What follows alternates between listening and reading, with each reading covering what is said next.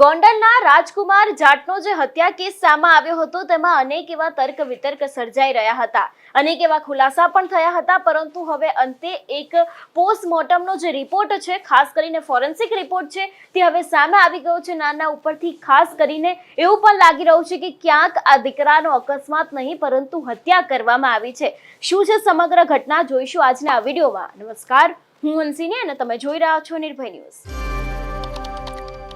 છેલ્લા ઘણા સમયથી ગોંડલમાં અસામાજિક તત્વો બેફામ બન્યા છે અને ખાસ કરીને જે ગોંડલના રાજકુમાર જાટનો હત્યા કેસ સામે આવ્યો હતો એમાં અનેક એવા તર્ક વિતર્ક સર્જાયા હતા કે શું ખરેખર તેમનો અકસ્માત થયો છે કે કેમ, તેની સાથે શું ખરેખર આ એક હત્યા છે કે કેમ. પરંતુ હવે જ્યારે ફોરેન્સિક રિપોર્ટ સામે આવ્યો છે એના ઉપરથી સાફ પણ એવું લાગી રહ્યું છે અને ખાસ કરીને લોકચર્ચામાં પણ એવું આવ્યું છે કે ક્યાંક ને ક્યાંક તેમની હત્યા કરવાનો પ્રયાસ કરવામાં આવ્યો હોય એવું પણ લાગી રહ્યું છે. સૌથી પહેલા તો આપણે દિવ્ય ભાસ્કરના એક રિપોર્ટ ઉપર નજર કરીશું કે જેમાં તેમને પણ ફોરેન્સિક જે રિપોર્ટ છે એને લઈને અનેક એવા ખુલાસા કર્યા છે.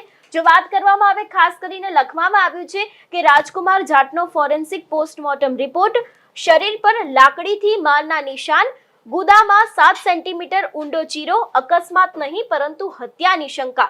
જે પ્રમાણે અત્યારે હાલ લોકચર્ચામાં પણ આવી રહ્યું છે કે ખરેખર એમના ઉપર કોઈ અકસ્માત નથી થયો, કારણ કે એવું સાંભળવામાં આવ્યું હતું ને પોલીસ દ્વારા પણ એવો ખુલાસો કરવામાં આવ્યો હતો કે લગભગ કુવાડવા રોડની આસપાસ એમની જે અકસ્માત છે તે થયો હતો ને તે બાદ અનેક એવા તર્ક વિતર્ક, અનેક એવા ખુલાસા થયા હતા.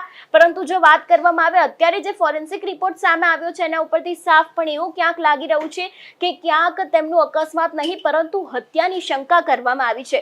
આવું એટલા માટે કહેવામાં આવી રહ્યું છે, ખાસ કરીને આ રિપોર્ટની અંદર પણ કહેવામાં આવ્યું છે અને જે દિવ્ય ભાસ્કર દ્વારા લખવામાં આવ્યું છે કે જ્યારે આ રિપોર્ટ હાથ આવ્યો હતો ત્યારે અનેક મુદ્દે શંકાઓ દર્શાવવામાં આવી હતી ને ખાસ કરીને મુદ્દા નંબર 30 અને 31માં એવું પણ જણાવવામાં આવ્યું છે કે યુવાનની ગુદામાં 7 સેન્ટીમીટર ઊંડો ચીરો છે, તેમજ લાકડીથી માર મારવામાં આવ્યો હોય તેવા 4-4 સેન્ટીમીટરના ઈજાના નિશાનો પણ છે.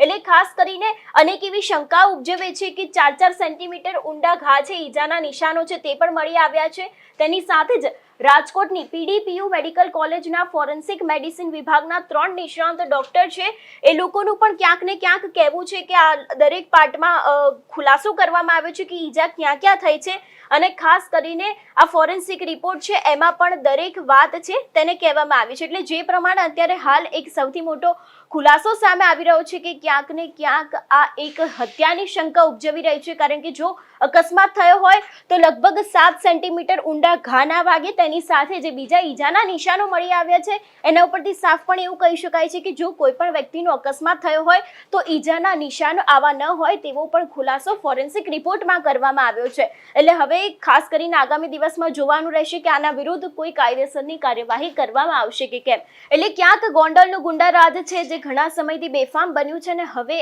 આ જ દીકરાને લઈને એક સૌથી મોટો ખુલાસો સામે આવ્યો છે કે જેમાં આ કોઈ ઈજાના નિશાન ઉપરથી એવું લાગી રહ્યું છે કે તેમની હત્યા કરવાની પણ ક્યાંક શંકા કરવામાં આવી છે. આ અકસ્માત નથી.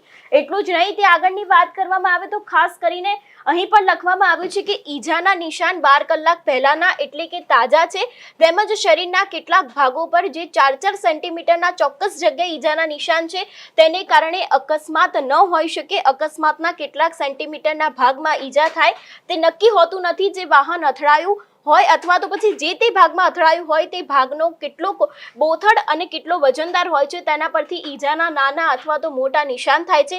પરંતુ ફોરેન્સિક પોસ્ટમોર્ટમ રિપોર્ટમાં 4-4 સેન્ટીમીટરના જાડાઈ છે જે નિશાના થયા છે એના ઉપરથી ખાસ કરીને એવું કહી શકાય છે કે લાકડી જેવા બોથડ પદાર્થના ઘા મરાયા હોય એવું પણ ક્યાંક લાગી રહ્યું છે. એટલે ખાસ કરીને કહી શકાય કે જે તે અત્યારે નિશાન સામે આવ્યા છે એના ઉપરથી એવું કહી શકાય છે કે લાકડી જેવા કોઈક ઊંડા ઘા હોય એવા એમને વાગ્યા છે. અકસ્માતમાં કોઈ દિવસ આવા ઘા નથી હોતા, પરંતુ જો કદાચ કોઈ વ્યક્તિને મારવામાં આવે જે તે સમયે એવા ઘા હોય છે તેવા જ ઘા રાજકુમાર જાટની આ જે બોડી હતી એના ઉપરથી મળી આવ્યા છે. એટલે ખાસ કરીને અનેક એવા તર્ક વિતર્ક સર્જાઈ રહ્યા છે કે શું ખરેખર તેમની હત્યા કરવામાં આવી છે કે પછી અકસ્માતમાં આવું કંઈ થયું છે. પરંતુ જે પ્રમાણે ફોરેન્સિક રિપોર્ટ સામે આવ્યો છે એના ઉપરથી સાફ પણ એવું કહી શકાય છે કે કદાચ અકસ્માતમાં આવા ઊંડા ઘા હોઈ શકે નહીં. એટલે ક્યાંક હત્યાની શંકા પણ કરવામાં આવી છે. તમારું શું માનવું છે આ વિષયને લઈને અમને કમેન્ટ કરીને ચોક્કસથી જણાવજો. તેની સાથે જ અમારી ચેનલ નિર્ભય ન્યૂઝને લાઇક, શેર અને સબસ્ક્રાઇબ કરવાનું ભૂલશો નહીં. નમસ્કાર.